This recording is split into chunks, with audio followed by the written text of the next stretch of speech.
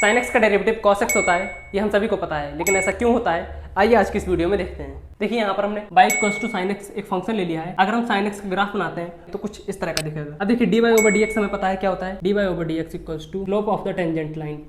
अब देखिए यहाँ पर हम x की वैल्यू पुट करने पर y की वैल्यू क्या मिलेगी, साइन 0 पर क्या होगा 0, साइन π/2 पर वैल्यू मिलेगी 1, पाई पर वैल्यू 0 मिलेगी, 3π/2 पर -1, इसी तरह से π/2 पर 0। अब इस ग्राफ में हम slope of the tangent line देखेंगे, यानी dy ओवर dx।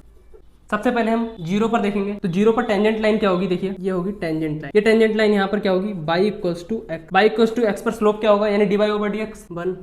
π/2 पर हम इस ग्राफ में देखेंगे तो ये आएगा स्लोप, ये होगी टेंजेंट लाइन, और टेंजेंट लाइन यहाँ पर ये क्या होगी y इक्वल्स टू 0, यानी स्लोप क्या हो जाएगा 0। इसी तरह से अब पाई पर देखेंगे तो पाई पर ये वैल्यू होगी, ये लाइन होगी y इक्वल्स टू -x, यहाँ पर स्लोप कितना हो जाएगा -1। इसी तरह से 3π/2 पर 0 हो जाएगा, 2π पर क्या हो जाएगा इस तरह से, ये हो जाएगा 1। अब देखिए अब ये वैल्यूज हमें मिल गई हैं, यानी dy ओवर dx की वैल्यूज 0 पर 1, π/2 पर 0, इसी तरह से ये सब वैल्यूज मिली हैं। अब अगर हम इन वैल्यूज के अकॉर्डिंग एक ग्राफ बनाते हैं तो देखते हैं क्या मिलता है। देखिए ग्राफ कुछ इस तरह का दिखता है। यहाँ पर मैंने x और dy ओवर dx इन दो वैल्यूज को लेकर एक ग्राफ बनाया है। अब देखिए इस ग्राफ को अगर ध्यान से देखते हैं तो this graph is nothing but the graph of cos x. यहाँ से हमें क्या मिला, देखिए यहाँ पर हमने क्या किया, हमने साइन एक्स के ग्राफ में स्लोप ऑफ द टेंजेंट निकाला, यानी dy ओवर dx, और उससे एक नया ग्राफ बनाया। जो नया ग्राफ बनाया वो ग्राफ हमें कॉस एक्स का मिलता है, तो यानी difference derivative of sine x is equals to cos x. I hope आपको समझ में आ गया होगा।